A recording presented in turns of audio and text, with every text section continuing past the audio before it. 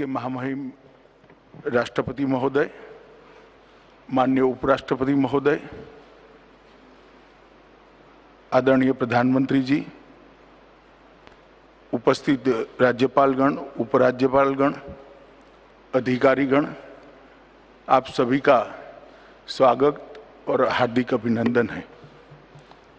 आज राज्यपालों के 51वें सम्मेलन में आप सभी का स्वागत करते हुए मुझे बहुत हर्ष और आनंद हो रहा है। जो राज्यपालगण, उपराज्यपालगण पहली बार इस सम्मेलन में आए हैं, उनका हार्दिक स्वागत और अभिनंदन करता हूं मैं। और ये परंपरा में आज आप पहली बार शामिल हो रहे हैं, इसके लिए आप सभी का अभिनंदन है।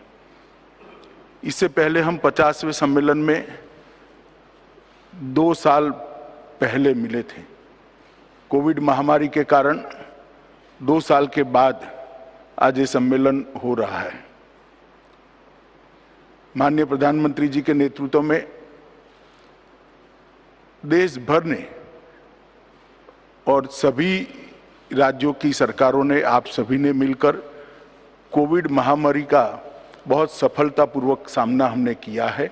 और आज 100 करोड़ टीकाकरण समाप्त करने के बाद हम लगभग कोविड महामारी की छाया से, परछाई से बाहर आ चुके हैं। आज जब हम सब यहाँ उपस्थित हैं, तब मैं ये कहना चाहता हूँ कि कोविड महामारी के खिलाफ माननीय प्रधानमंत्री जी के नेतृत्व में एक राष्ट्र, एक जन, एक मन, इस सूत्र को चरितार्थ करते हुए जिस प्रकार से लड़ाई लड़ी गई, आज पूरी दुनिया वो लड़ाई लड़ने की हमारी पद्धति और मिली हुई सफलता की भूरी प्रशंसा करती है। इस महामारी के दौरान प्रधानमंत्री जी ने लगभग 20 बार सभी राज्यों के मुख्यमंत्रियों के साथ वीडियो कॉन्फ्रेंस कर और कई बार व्यक्तिगत रूप से बातचीत कर भी राज्यों का मार्गदर्शन किया। और इस महामारी के दौरान माननीय प्रधानमंत्री जी ने राज्यपालों के साथ भी बैठक कर कोविड महामारी के लिए राज्यपाल भवन, राजभवन क्या कर सकता है, इसके लिए भी बात की थी। आम जनता में जागरूकता लाना, आवश्यक सहायता सामग्री पहुंचाना और प्रजा का मनोबल बढ़ाना, ये तीनों दिशा में राज्यपाल भवनों ने बहुत अच्छे से एक्टिविटी के साथ काम किया है। इसके भी चर्चा आम जनता में है। कोरोना वॉरियर्स के लिए राज्यपाल भवन प्रेरणा केंद्र बने और कोरोना वॉरियर को मनोबल और संबल बढ़ाने के लिए भी बहुत सारे कार्यक्रम हुए हैं। मैं आज आप सबको बताना चाहता हूं कि स्वदेशी वैक्सीन के 100 करोड़ टीकाकरण का लक्ष्य हमने जो पार कर लिया है और वो गति आगे ही बढ़ रही है। इससे पूरी दुनिया अचंभित है। समग्र विश्व में आज हमारे टीकाकरण के कार्यक्रम की बहुत प्रशंसा भी हो रही है और कई दृष्टि से उसका एनालिसिस और उसका अभ्यास करने के लिए भी लोग आ रहे हैं। ये हम सब के लिए संतुष्टि का विषय है और हमारी सफलता की एक गाथा भी है। आज हम जब मिल रहे हैं तब आज़ादी के अमृत महोत्सव का वर्ष है, इसलिए इस सम्मेलन का महत्व बहुत बढ़ जाता है। 15 अगस्त 21 को प्रधानमंत्री जी ने लाल किले की प्राचीर से सबका साथ, सबका विकास, सबका विश्वास और सबका प्रयास, इस विषय पर बल देते हुए जनता का आह्वान किया है कि आज़ादी के अमृत महोत्सव को हम रंग चंग के साथ मनाएं और जन भागीदारी ज़्यादा से ज़्यादा हो सुनिश्चित करें। मुझे लगता है कि आज़ादी के अमृत महोत्सव में जन भागीदारी सुनिश्चित करने के लिए राजभवन और राज्यपाल महोदयों का भी बहुत बड़ा योगदान हो सकता है। स्वाभाविक रूप से आप इस पर चिंता भी करेंगे और अपने अपने राज्य की जनता को आज़ादी के अमृत महोत्सव के साथ जोड़ने का हम सब प्रयास करेंगे। प्रधानमंत्री जी ने अपने अभिभाषण में कहा है कि हम 75वें वर्ष तक सीमित रहना नहीं चाहते। 75 आज़ादी के 75वां वर्ष से 100 वर्ष, ये 25 साल को हम अमृत काल के रूप में मनाएंगे और 100 वर्ष के बाद भारत कहाँ खड़ा होगा इसका संकल्प भी लेंगे और इस संकल्पों को सिद्धि में परिवर्तित करने के लिए हम कार्य योजना भी बनाएंगे। अमृत काल का लक्ष्य भारत और भारत के नागरिकों के लिए समृद्धि और सफलता के नए शिखर का आरोहण करने का वर्ष रहेगा, ऐसा मुझे विश्वास है। इसमें सभी राज्यपाल महोदयों की भूमिका और सक्रियता दोनों सुनिश्चित होगी, इसका मुझे विश्वास है। प्रधानमंत्री जी ने राष्ट्रीय शिक्षा नीति 2020 की घोषणा की है। भारतीय मूल्यों में निहित शिक्षा प्रणाली की परिकल्पना इसके माध्यम से की है। आधुनिक शिक्षण किस प्रकार से हो, रटे रटाई शिक्षा की जगह शिक्षा को आत्मसात करके व्यक्तित्व का विकास कैसे हो और उसके साथ साथ हमारी भाषाओं की ताकत कैसे बढ़े, इसके लिए भी शिक्षा नीति में बहुत सारे प्रावधान करे हैं। एक तथ्य जो अभ्यास के बाद सामने आया है, आज भी लगभग 70% विश्वविद्यालय राज्य सरकारों के नियंत्रण में चल रहे हैं, जिसमें देश के 80% से ज़्यादा विद्यार्थी अपनी पढ़ाई लिखाई कर रहे हैं, शिक्षा प्राप्त कर रहे हैं और अधिकांश विश्वविद्यालयों के आप कुलाधिपति हैं। उस वक्त नई शिक्षा नीति के जमीन पर उतारने के लिए आप सभी का रोल, आप सभी की भूमिका बहुत महत्वपूर्ण हो जाती है। शिक्षा के स्तर को सुधारना, पारदर्शी तरीके से विद्यार्थियों के दाखिले हो और अध्यापकों की नियुक्ति हेतु आपका मार्गदर्शन इस शिक्षा नीति के अमलीकरण के लिए बहुत जरूरी है और नई शिक्षा नीति के जमीन पर उतारने के लिए आप सबका मार्गदर्शन बहुत जरूरी है। अभी कल भारत सरकार की कैबिनेट बैठक जो प्रधानमंत्री जी की अध्यक्षता में हुई, इसमें एक बहुत बड़ा महत्वपूर्ण निर्णय लिया गया है। 15 नवंबर जो भगवान बिरसा मुंडा का जन्मदिन है, उस दिन को आदि जाति गौरव दिन के रूप में मनाने का भारत सरकार ने निर्णय लिया है। मैं मानता हूं ये बहुत महत्वपूर्ण निर्णय है और इस साल क्योंकि आज़ादी का अमृत महोत्सव है, हम गौरव दिन की जगह एक सप्ताह 15 से 22 तक का मनाएंगे और फिर हर साल भारत सरकार और सभी राज्य सरकारें जनजाति गौरव दिन मनाने का सिलसिला जारी रखेंगी। जनजातियों के देश के विकास में बहुत महत्वपूर्ण योगदान को इस प्रकार से पूरा राष्ट्र आज इसका सम्मान कर रहा है। हमारी संस्कृति की संभाल करना हो, हमारी धरोहर को आगे बढ़ाना हो या स्वतंत्र संग्राम हो, हर जगह पे जनजातियों ने जो योगदान दिया है, इसको एक प्रकार से एक्नॉलेज करने का मोदी जी ने प्रयास किया है। मेरा आप सभी से भी निवेदन है कि ये जनजाति गौरव दिन को अपने अपने राज्य में मनाने के लिए हम सब प्रयास करें और जनजातियों के अंदर एक नए प्रकार का विश्वास जागृत हो, इसके लिए भी हम काम करें। अभी हाल ही में संपन्न ग्लासगो में COP26 शिखर सम्मेलन में प्रधानमंत्री जी ने महत्वाकांक्षी लक्ष्यों को दुनिया के सामने रखा है और पूरी दुनिया अचंभित हो जाए, इस प्रकार से प्रधानमंत्री जी के नेतृत्व में भारत ने इस शिखर सम्मेलन की अगुवाई की है। प्रधानमंत्री जी ने दुनिया के सामने भारत की ओर से 5 अमृत तत्व रखे हैं। वो पांचों अमृत तत्व एक प्रकार से हमारे लिए एक कड़ी चुनौती भी है और जब कड़ी चुनौती पार करेंगे तो बहुत बड़ी सिद्धि भी होगी। 2030 से 2070 तक ये लक्ष्यों की पूर्ति के लिए हमारी अगली पीढ़ी की भूमिका बहुत महत्वपूर्ण होगी।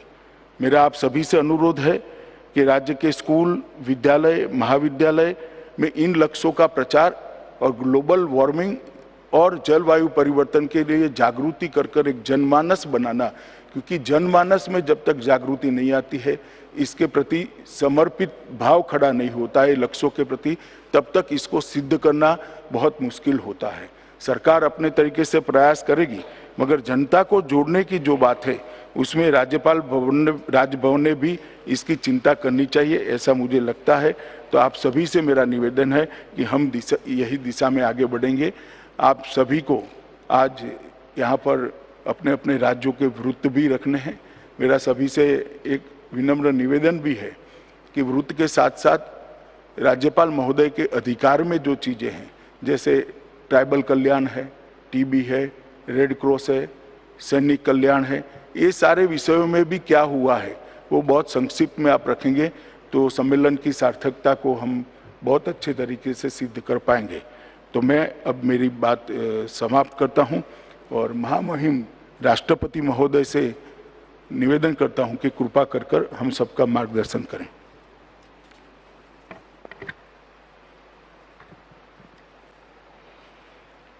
राज्यपालों के सम्मेलन में प्रमुख रूप से उपस्थित उपराष्ट्रपति श्री एम वेंकैया नायडू जी, प्रधानमंत्री श्री नरेंद्र मोदी जी, गृह मंत्री श्री अमित शाह जी, सभी राज्यपालगण, उपराज्यपालगण एवं प्रशासकगण, आज इस सम्मेलन के अवसर पर राष्ट्रपति भवन में आप सबकी उपस्थिति से मुझे अत्यंत प्रसन्नता का अनुभव हो रहा है और उसका प्रमुख कारण ये है क्योंकि हम 2 वर्ष के अंतराल के बाद आज हम मिल रहे हैं। नवंबर 2019 में आयोजित पिछले राज्यपाल सम्मेलन के बाद नियुक्त हुए सभी राज्यपालों और उपराज्यपालों को भी मैं बधाई देता हूँ। इसी दौरान राज्यपाल के रूप में हम सबके सहयोगी रह चुके श्री कल्याण सिंह जी, श्री लालजी टंडन और श्रीमती मृदुला सिन्हा जैसे मूर्धन्य जन सेवक अब हमारे बीच नहीं रहे। सार्वजनिक जीवन में अपने योगदान और व्यक्तित्व से राज्यपाल के पद को विशेष गौरव प्रदान करने वाली इन सभी विभूतियों का मैं सादर स्मरण करता हूँ। कोविड की महामारी का सामना करने में विश्व का सबसे व्यापक और प्रभावी अभियान भारत में प्रधानमंत्री मोदी जी के नेतृत्व में चलाया गया। हमारे सभी कोरोना योद्धाओं ने असाधारण त्याग और निष्ठा के साथ अपने कर्तव्य का निर्वहन किया। सरकार की अभूतपूर्व पहल एवं हमारे वैज्ञानिकों और उद्यमियों के प्रयासों के बल पर देश में वैक्सीन का विकास और विशाल पैमाने पर उत्पादन संभव हो सका है। आज 108 करोड़ से भी अधिक वैक्सीनेशन करके देशवासियों को महामारी से बचाने के अभियान में हम तेजी से आगे बढ़ रहे हैं। इसके साथ ही हम विश्व समुदाय की सहायता भी कर रहे हैं। भारत की वैक्सीन मैत्री पहल की सराहना विश्व स्तर पर हो रही है। इस सम्मेलन के प्रतिभागियों के लिए यह संतोष का विषय है कि कोविड की आपदा का सामना करने में राज्यपालों ने भी अपना सक्रिय योगदान किया। लॉकडाउन के आरंभ होने के 2 दिन बाद ही 27 मार्च 2020 और उसके बाद 3 अप्रैल को मैंने और उपराष्ट्रपति जी ने राज्यपालों के साथ राज्य स्तर पर किए जा रहे उपायों पर चर्चा की। विभिन्न राज्यों द्वारा जन सामान्य की कठिनाइयों को कम करने के उद्देश्य से अलग अलग राज्यों में अपनाई जा रही बेस्ट प्रैक्टिसेस को भी साझा किया।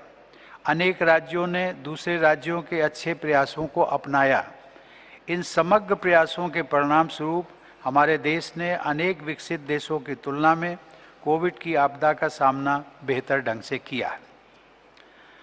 मित्रों, अनेक वैश्विक मुद्दों पर भारत की संकल्पबद्धता और क्षमता की सराहना विश्व समुदाय द्वारा की जा रही है। हाल ही में, जैसा कि गृह मंत्री जी ने भी उल्लेख किया, ग्लासगो में आयोजित COP26 शिखर सम्मेलन में विश्व समुदाय के सम्मुख ये स्पष्ट किया गया कि भारत एकमात्र ऐसी बड़ी अर्थव्यवस्था है जिसने पेरिस कमिटमेंट के तहत ठोस प्रगति की है और नियत समय पर लक्ष्यों को प्राप्त करने की स्थिति में है। साथ ही क्लाइमेट चेंज की वैश्विक समस्या से निपटने की दिशा में भारत ने विश्व समुदाय के हित में अपना योगदान देने के लिए 5 प्रमुख लक्ष्य तय किए हैं। उनका मैं उल्लेख करना चाहूँगा। वर्ष 2030 तक देश की नंबर 1 नॉन फॉसिल ऊर्जा उत्पादन क्षमता को 500 गीगावाट तक पहुंचाना। नंबर 2, आधी ऊर्जा आवश्यकताओं को रिन्यूएबल एनर्जी से पूरा करना। नंबर 3, प्रोजेक्टेड कार्बन एमिशन में 1 बिलियन टन की कमी करना। और नंबर 4, अर्थव्यवस्था की कार्बन इंटेंसिटी 45% से भी कम करना। इसके साथ ही वर्ष 2070 तक नेट जीरो एमिशन का लक्ष्य हासिल करना। ये हमने 5 लक्ष्य रखे। विश्व पटल पर व्यक्त किए गए इन राष्ट्रीय लक्ष्यों को कार्य रूप देने में आप सभी अपनी प्रेरक भूमिका निभा सकते हैं। राज्य सरकार तथा सभी जनप्रतिनिधियों के बीच जागरूकता बढ़ाकर आप इस दिशा में महत्वपूर्ण योगदान कर सकते हैं। कुलाधिपति के रूप में आप सभी होते हैं अपने स्टेट यूनिवर्सिटीज़ के, you happen to be the chancellor. कुलाधिपति के रूप में आप राज्य के विश्वविद्यालयों में टास्क फोर्स गठित करके युवा पीढ़ी को क्लाइमेट एक्शन से सीधे जोड़ सकते हैं। मित्रों, जैसा कि आप जानते हैं, सन 2019 में आरंभ किए गए जल जीवन मिशन के तहत सन 2024 तक हर घर नल से जल उपलब्ध कराने का राष्ट्रीय अभियान हमारी सर्वोच्च प्राथमिकताओं में से एक है। यह उल्लेखनीय है कि जल जीवन मिशन के आरंभ होने तक पिछले 7 दशकों में जितना काम हुआ था, उससे अधिक काम मिशन के तहत केवल 2 वर्षों में पूरा कर लिया गया है। संवेदनशील केंद्र और राज्य सरकारों द्वारा यह सुनिश्चित करने का प्रयास किया जा रहा है कि शुद्ध पेयजल की सुविधा से कोई भी वंचित न रहे और पानी की कमी किसी भी क्षेत्र की सामाजिक और आर्थिक प्रगति में बाधा न बने। स्वच्छ पेयजल की उपलब्धता के जरिए एस्पिरेशनल डिस्ट्रिक्ट्स, आदिवासी बाहुल क्षेत्रों, कमजोर वर्ग के लोगों, बच्चों और महिलाओं सहित हमारे देशवासियों का अनेक रोगों से बचाव हो सकेगा। जल का संचय व संरक्षण करने और गुणवत्ता बनाए रखने के प्रति गांव-गांव में लोगों को जागरूक बनाने के प्रयास किए जा रहे हैं। सबकी भागीदारी और सबकी जिम्मेदारी के जरिए सभी ग्रामवासियों को सैनिटेशन, हाइजीन, वाटर इनलाइटेंट यानी स्वच्छता, साफ सफाई तथा जल के प्रति जागरूक बनाना आवश्यक है। स्वच्छ भारत मिशन की तरह जल जीवन मिशन भी एक जन आंदोलन का रूप ले रहा है। शिक्षण संस्थानों तथा सरकारी और गैर सरकारी संगठनों की जल जीवन मिशन में सक्रिय भागीदारी सुनिश्चित करके आप सभी इस जन आंदोलन को और भी मजबूत बना सकते हैं। हमारे देश में अनुसूचित जनजातियों के विकास पर विशेष ध्यान देने के उद्देश्य से कुछ क्षेत्र संविधान की 5वीं और 6ठी अनुसूची में उल्लिखित हैं। इन क्षेत्रों के विकास में राज्यपालों की विशेष संवैधानिक भूमिका होती है। इन जनजातियों की प्रगति में योगदान देकर आप सब देश के समावेशी विकास में अपनी भूमिका निभा सकते हैं। पिछले वर्ष राष्ट्रीय शिक्षा नीति 2020 पर आयोजित वर्चुअल कॉन्फ्रेंस में मैंने और उपराष्ट्रपति जी ने राज्यपालों के साथ विचार विमर्श किया था। राष्ट्रीय शिक्षा नीति की अनुशंसाओं को कार्य रूप देने में आप सभी राज्यपालों की महत्वपूर्ण भूमिका है। कुलाधिपति के रूप में आप सब लोग युवा भारत के निर्माण की प्रक्रिया से सीधे तौर पर जुड़े हुए हैं। राष्ट्र निर्माण की दृष्टि से यह बहुत बड़ी जिम्मेदारी है। मुझे विश्वास है कि शिक्षा के क्षेत्र में आपके योगदान के बल पर भारत को नॉलेज सुपर पावर बनाने का हमारा राष्ट्रीय लक्ष्य अवश्य सिद्ध होगा। आज के सम्मेलन में चर्चा का एक और भी महत्वपूर्ण विषय है बेस्ट प्रैक्टिसेस एट राजभवन।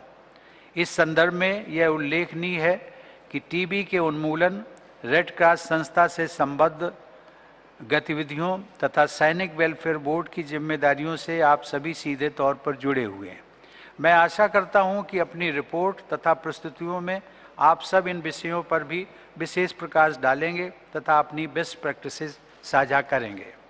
साथ ही कोरोना की आपदा का सामना करने के दौरान जन कल्याण कार्यों तथा वैक्सीनेशन में तेजी लाने के प्रयासों को भी आप रेखांकित करें।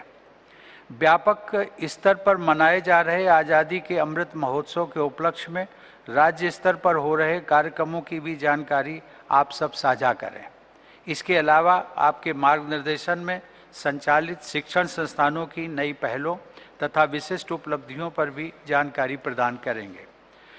संयुक्त राष्ट्र संघ द्वारा अपनाए गए सस्टेनेबल डेवलपमेंट गोल्स के तहत वर्ष 2030 तक ट्यूबरकुलोसिस यानी टीबी के उन्मूलन का वैश्विक लक्ष्य तय किया गया है, परंतु भारत ने इस लक्ष्य को हम यह निश्चित किया है कि इस लक्ष्य को हम 5 वर्ष पहले ही अर्थात वर्ष 2025 तक हासिल कर लेंगे। इसके लिए टीबी मुक्त भारत अभियान चलाया जा रहा है। राज्य स्तर पर इस जन कल्याणकारी अभियान के संरक्षक के रूप में टीबी का शीघ्रता से उन्मूलन करने के प्रयासों को आप प्रभावी नेतृत्व प्रदान कर सकते हैं। राज्यपालों के दायित्व पर चर्चा करते हुए हमारे सुविज्ञ संविधान निर्माताओं ने यह अपना मत व्यक्त किया था कि राज्यपाल की जो भूमिका होती है वो जन सामान्य और सरकार के फ्रेंड, फिलॉसफर एंड गाइड की भूमिका होती है। राष्ट्रीय लक्ष्यों के प्रति लोगों में जागरूकता उत्पन्न करने तथा जन भागीदारी सुनिश्चित करने में आप सबकी यह भूमिका बहुत महत्वपूर्ण है। मैं आप सभी राज्यपालों को स्मरण कराना चाहता हूं कि आप सब अपने राज्य की जनता के कल्याण और सेवा में समर्पित रहने के लिए वचनबद्ध हैं। इस वचनबद्धता को पूरा करने के लिए आपको अपने राज्य में अधिक से अधिक समय देना, मैं फिर रिपीट करता हूं, अपने राज्य में जो अलॉटेड राज्य है, अपने राज्य में अधिक से अधिक समय देना और लोगों से जीवंत संपर्क बनाए रखना आवश्यक है। वैसे भी लोकतंत्र में हम सबको आम जनमानस के साथ कंटिन्यूड कनेक्टिविटी बनाए रखनी चाहिए। मुझे विश्वास है कि आप सभी ने अपने अपने राज्यों के सभी जिलों और उन जिलों के ग्रामीण क्षेत्रों में किसी न किसी कार्यक्रम के माध्यम से प्रवास अवश्य किया होगा। इस सम्मेलन में उपराष्ट्रपति जी, प्रधानमंत्री जी एवं गृह मंत्री जी का उपयोगी मार्गदर्शन प्राप्त होगा।